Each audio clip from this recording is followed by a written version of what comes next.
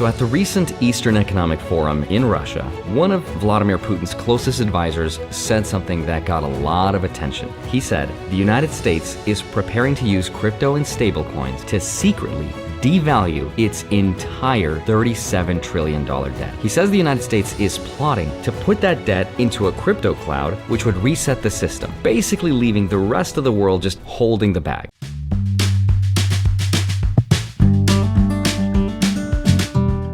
여러분 안녕하세요. 하차감입니다. 오늘 영상에서는 최근 미국이 스테이블 코인을 통해 진행할 가능성이 제기된 부채 상환 전략에 대한 영상을 분석하여 여러분들에게 제공해 드리려고 합니다. 오늘 영상을 잘 보신 후에 여러분이 이 의견에 동의하시는지 비동의하시는지 그 이유는 뭔지 댓글로 남겨주세요. 가장 실용적인 댓글 하나를 골라서 작성자분에게는 승차감 S클래스방 무료 입장 혜택을 드릴 예정입니다. 그럼 오늘의 영상 집중해서 봐주시기 바랍니다. Now this might sound like some crazy theory, but a version of this story has been said before by billionaire CEO of MicroStrategy, Michael Saylor. He actually advised President Trump to, quote, dump all the US gold and buy Bitcoin. Dump your gold, sell all the US gold, buy Bitcoin, then the trade is free because you could buy 5 million Bitcoin for the cost of the gold. You will demonetize the entire gold asset class, and our enemies hold gold in their banks, so their assets would go to zero. Our assets would go to $100 trillion, and we would control the world's reserve capital network as well as the world's reserve currency network. The $37 trillion question, though, is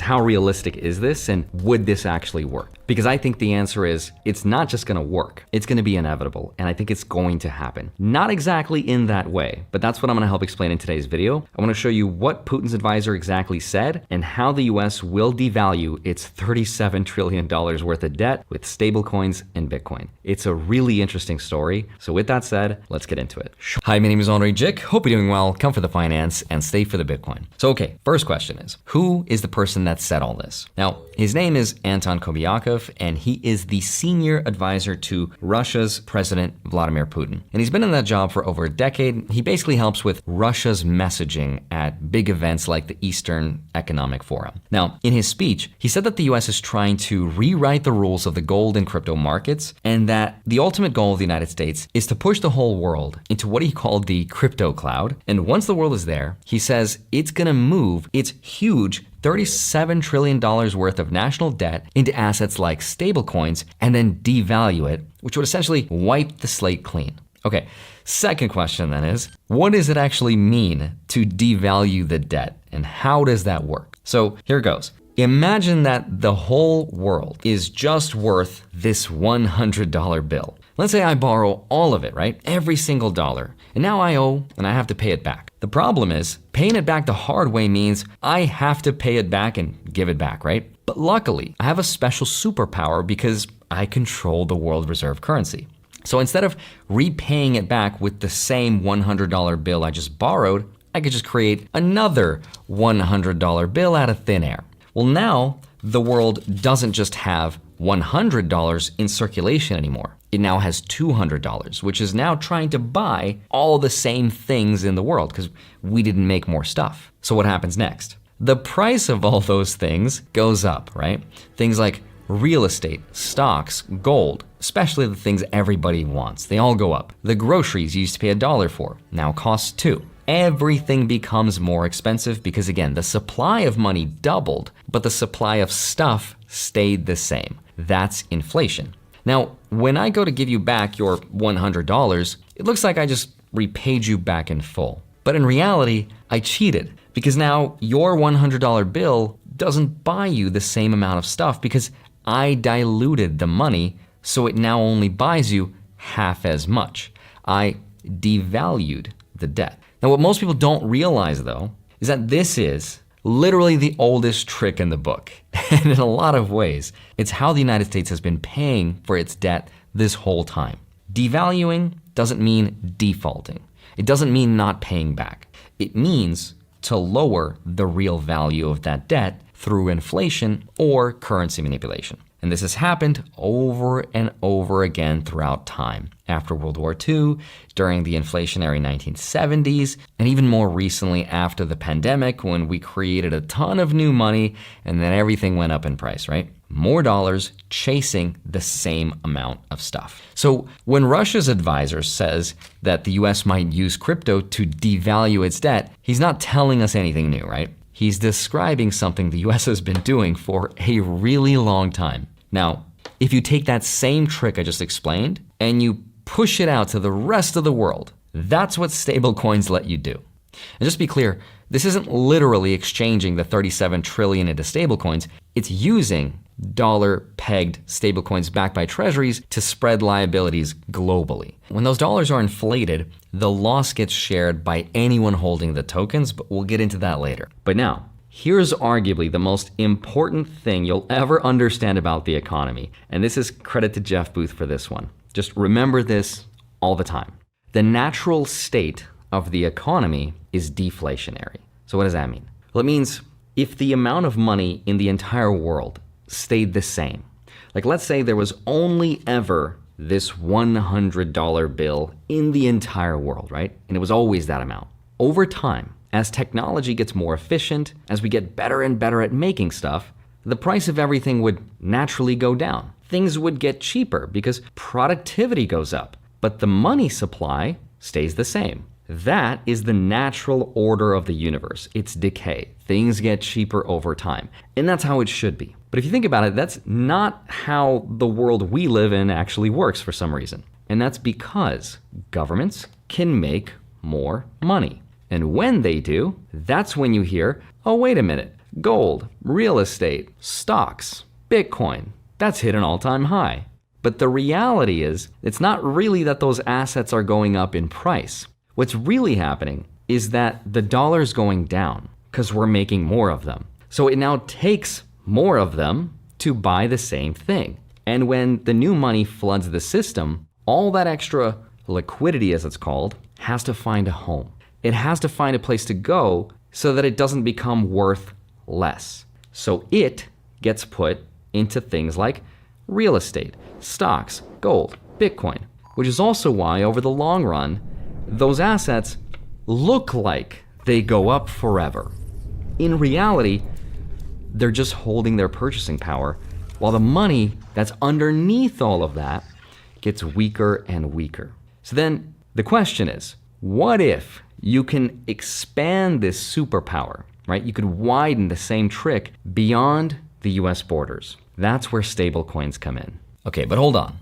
If the US can already devalue its debt with regular inflation, what does it matter if it can do the same with stablecoins, right? This is why Russia's advisor thinks the US will actually do this. The answer comes down to distribution and control. You see, when the US inflates the dollar, the economy starts to feel the pain right away. We all see the higher grocery bills, right? The more expensive house prices, the energy costs going up, potentially higher interest rates to cool it down, those CPI and consumer price index reports go up, and then people get upset, right? But stablecoins, they change that equation.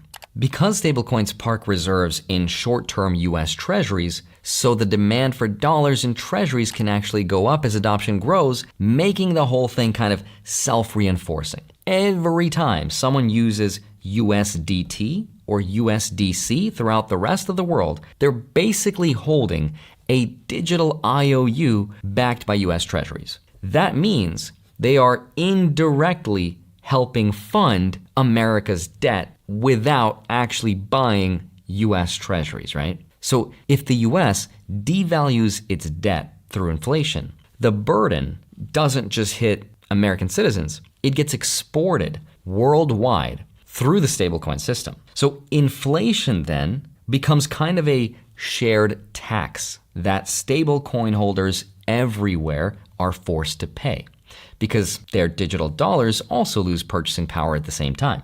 Now, this is also technically true of today's system because dollars are everywhere throughout the world, but this would become a much bigger market that would also exist on people's smartphones. And here's the other piece of the puzzle. Stablecoins can look neutral because they could be created by private companies, not just the government. What that means is they don't carry the same political baggage that, is associated with the Federal Reserve or the Treasury. And under the Genius Act, It says only approved issuers like banks, trust companies, or non-bank firms can get special approval. They can issue regulated dollar-backed stablecoins in the United States. So if Apple or Meta wanted to, they could create their own currency like MetaCoin, right? All they got to do to get approval is just suck up to the president a little, right? How much are you spending, would you say, over the next few years? I think it's probably going to be something like, I don't know, at least $600 billion. Show your loyalty, spend a little bit of money, and that's why stablecoins are going to play such a huge role in the devaluation of our debt. It's kind of CBDC level of control without the CBDC brand. Now here's why the rest of the world wants no part in any of this. And we know it doesn't because of how much gold the world has been buying. That's what's happening to gold right now. Countries are like, we don't want your stablecoins. Give us gold because it was the agreed upon standard for thousands of years. So let's just go back to that. But why don't they want any part of this, right? It's because even though stablecoins are supposed to be backed one-to-one by real US assets like dollars or treasuries, in theory, every single stablecoin in circulation should have a real dollar or bond equivalent sitting right behind it. The problem is there's no way for a person or a foreign government to audit that claim with 100% certainty. Companies like Tether and Circle release reports, but you have to trust the issuer and the auditor, and they're all mostly US-based. And when it comes to trust, especially when it comes to trillions of dollars, that's a big ask between countries. Even if one day blockchain technology makes it possible to fully audit those reserves in real time, that still doesn't really solve the bigger problem, which is that the US can always change the rules. Remember, the government once promised that dollars would always be redeemable for gold, and then in 1971, Nixon just rug pulls everyone, right? That link was cut. So from the world's perspective, that was kind of like the ultimate rule change, right? That was the promise of redemption and then just kidding. So a trust us token isn't really gonna cut it. There's nothing technical that stops the US from doing the exact same thing, but this time with stablecoins. And that's why there is so much distrust in the world about moving to this new digital system. So then the next question is, will the US actually do this then? Now, I actually think it's more possible, maybe even inevitable, that the US is already experimenting with this idea, just not in the way that we hear about it.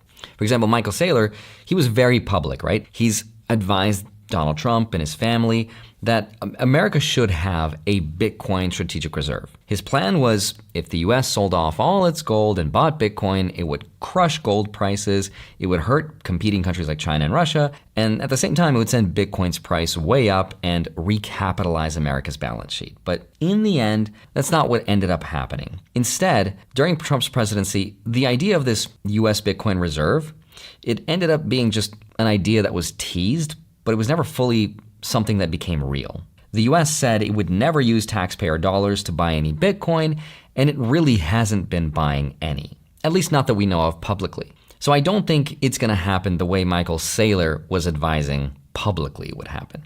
But this is where the private angle comes in.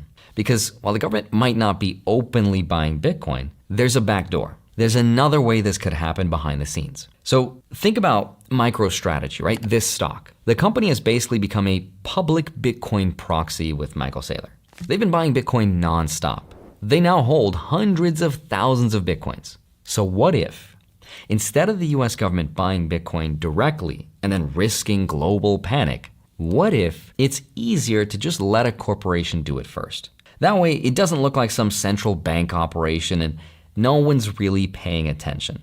And then later, if Bitcoin really does become a strategic asset, the US government could take in and take a partial stake in MicroStrategy, the same way it took 10% ownership in companies like Intel. So this precedent already exists. I mean, think about it. Why would the US openly risk crashing the gold market with a $1 trillion Bitcoin purchase or a forced stablecoin rollout? Why would it sell its gold if it still has any, right? It's way easier and much smarter just to let private companies do the heavy lifting first, let them experiment, and then the US government could come in and adopt what's already working. That's how the US has always played the game. Innovation starts privately, and when it becomes way too important to ignore, it gets absorbed nationally. Right? This way, it's way more subtle, way more gradual, and it's kind of deniable until the day it becomes official. But the point I'm trying to make is that there's a lot of ways that this could happen and probably will happen. So yes, the Russian advisor is 100% correct in his assumption that that's what the US will most likely do at some point in the future if it cares about solving its national debt.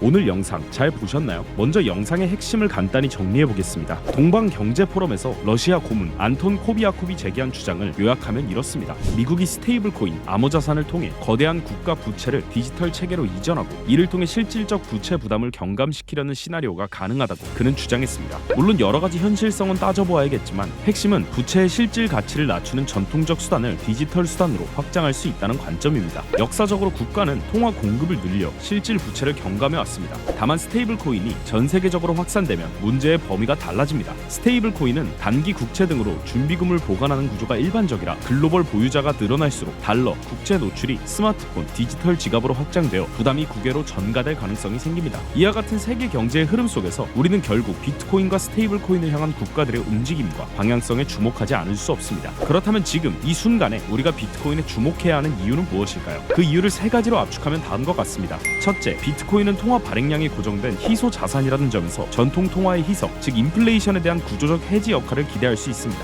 둘째, 최근 기관 투자자와 상장 기업의 비트코인 보유가 본격화되면서 제도권 수요가 현실화되고 있습니다. 대표적으로 마이크로 스트래티지의 대규모 매수는 민간의 전략적 보유가 어떻게 시장에 영향을 미치는지를 단적으로 보여주고 있습니다. 셋째, 규제 환경의 변화입니다. 미국 내 스테이블 코인 관련 법안이 정비되고 규제화가 진행되면 스테이블 코인의 제도권 도입과 그에 따른 리스크와 기회가 동시에 현실화될 가능성이 커집니다. 이는 우리 같은 개인을 포함한 전체 시장 참여자에게 새로운 게임의 룰을 부여할 겁니다. 물론 지금 저는 이 영상을 통해 미국이 의도적으로 스테이블 코인으로 부채를 전부 처리할 것이다라고 단정하는 것이 아닙니다. 그 가능성은 존재하지만 확정된 사실은 아닙니다. 하지만 분명한 것은 비트코인과 스테이블 코인의 중요성과 이를 향한 관심은 계속해서 커져갈 것이고 우리는 이 흐름을 인지하고 계속해서 시장 동향을 살피며 미래를 준비해야 합니다. 이렇게 비트코인에 관심을 가지고 동향을 살피고 싶지만 어떻게 해야 할지 모르는 분들을 위한 방법이 하나 있습니다. 이 영상의 설명란과 고정 댓글에 승차감 텔레그램 브리핑방에서는 비트코인에 대한 중장기적 시각은 물론 실시간 브리핑까지 진행을 해드리고 있습니다. 유튜브 영상에서 공유해드리는 비트코인의 구조적 해석에 더해 단기 트레이딩 브리핑은 물론이고 국내 최고 성능의 지표까지 제공하여 실전 예시까지 전달해드리고 있습니다. 실제로 많은 분들이 해당 브리핑방에 입장하셔서 여러 방면의 성과를 올리고 계시기도 하고요. 관심이 있으신 분은 텔레방으로 오시거나 영상 설명란과 고정 댓글에 승차감 자동 전략 지표 문의 링크로 문의 주시면 되겠습니다. 오늘 영상을 보고 든 궁금증이나 생각을 편하게 댓글에 달아주세요. 관련한 정보를 찾아서 최선을 다해 제공해드리겠습니다. 추가로 우선적으로 다뤄달라는 주제가 있으시다면 댓글에 남겨주시면 추후 영상 제작에 반영하도록 노력하겠습니다. 끝까지 시청해주셔서 감사합니다. 늘 노력하는 하차감 되겠습니다. 감사합니다. 하차감이었습니다.